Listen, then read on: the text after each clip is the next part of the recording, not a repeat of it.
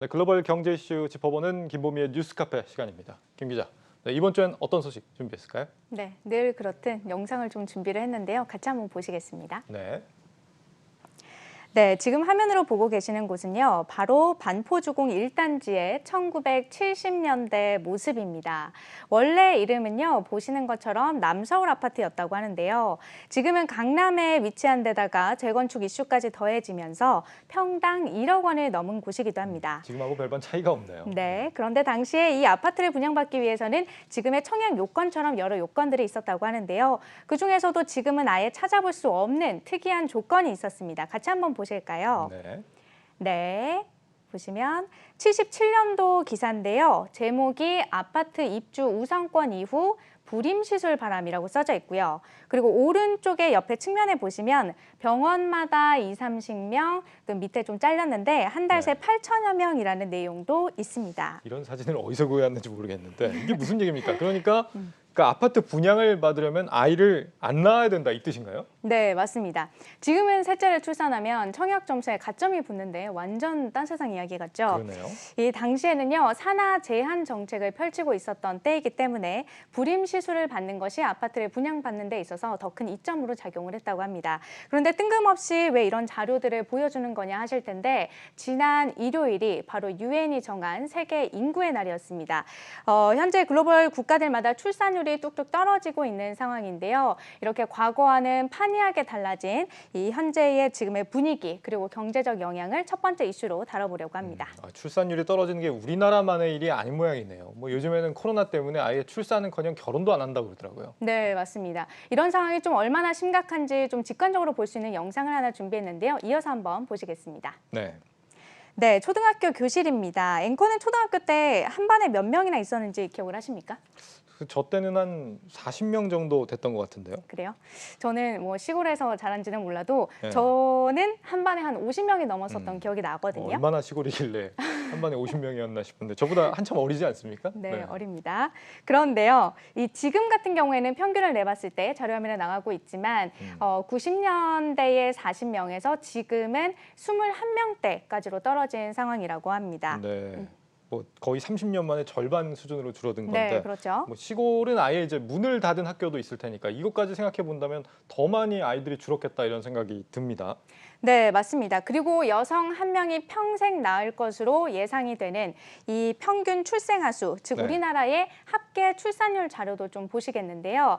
2010년도에 1.23명에서 이제 오르락내리락 하다가 2018년을 기점으로 0명대에 진입을 해서 이 지난해 0.84명을 기록을 했습니다. 다시 말해서 우리나라 여성 한 명이 평생 동안 아이를 한 명도 낳지 않는다는 의미가 되기도 합니다. 그러니까요. 두 명이 둘을 낳아야 유지가 되는데 두 명이 그렇죠. 하나를 낳아도 사실 네. 절반으로 인구가 줄어드는 거잖아요. 근데 네. 한 명도 안 낳는다. 굉장히 좀 우리나라 상황은 워낙 근데 이제 심각하다는 게 잘 알려진 사실이고 다른 나라도 근데 상황이 좀 비슷해요.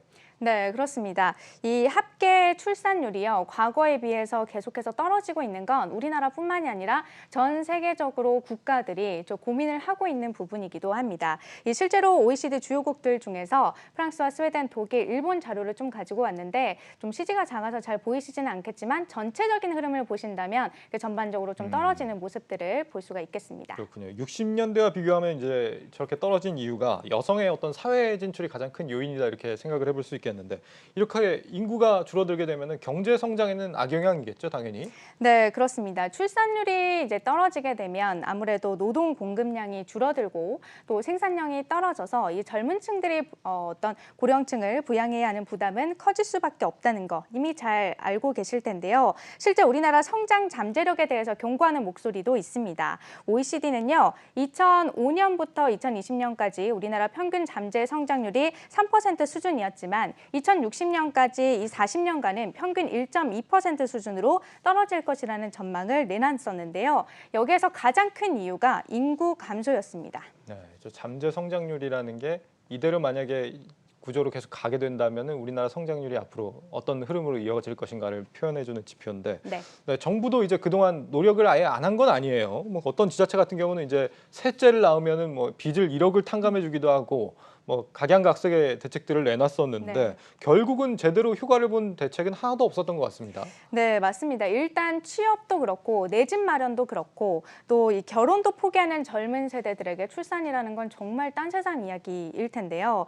또 첫째도 낳지 않는 판국에 셋째부터 지원을 이라는 부분에 대해서도 아쉽다는 지적이 많습니다. 그런데 더 중요한 건 아직까지 우리나라에서 특히 여성에게 있어서 육아와 일을 병행하기란 현실적으로 무리가 있다는 인식이 더 크다는 점입니다. 네. 그래서 사회적인 시스템 구축이 재정 지원 못지않게 중요한 건데요.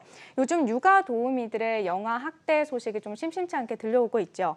마음 놓고 도우미를 믿지 못해서 도우미들에게 웃돈을 줘가면서 CCTV를 설치하고 있는데 그럼에도 불구하고 이런 사건 사고들이 발생하고 있는 이 지금 상황에서 이런 부분에 대해서는 정부가 좀 진지하게 고민해봐야 되는 부분입니다. 그렇죠. 뭐 육아나 성평등 지원 같은 어떻게 보면은 이제 국가의 어떤 인식이나 문화 자체가 좀 바뀌어야 되는 이런 부분들이 있는 건데 그런데 앞서 이제 김 기자가 언급했던 뭐 프랑스나 스웨덴 같은 나라들을 보면은 이런 나라들은 좀 성평등 의식이 우리나라보다 많이 좋은 그런 나라 아닌가요?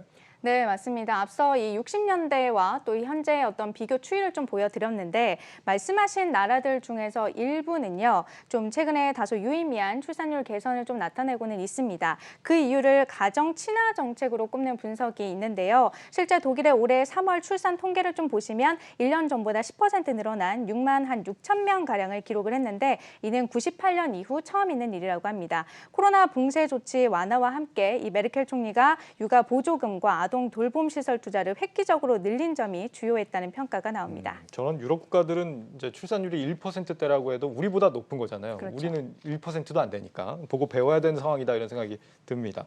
저는 사실 이제 가정 친화 쪽도 중요하지만 일단 우리나라 같은 경우는 집값부터 좀 잡아야 된다 이런 생각이 듭니다. 맞아요, 저도. 네.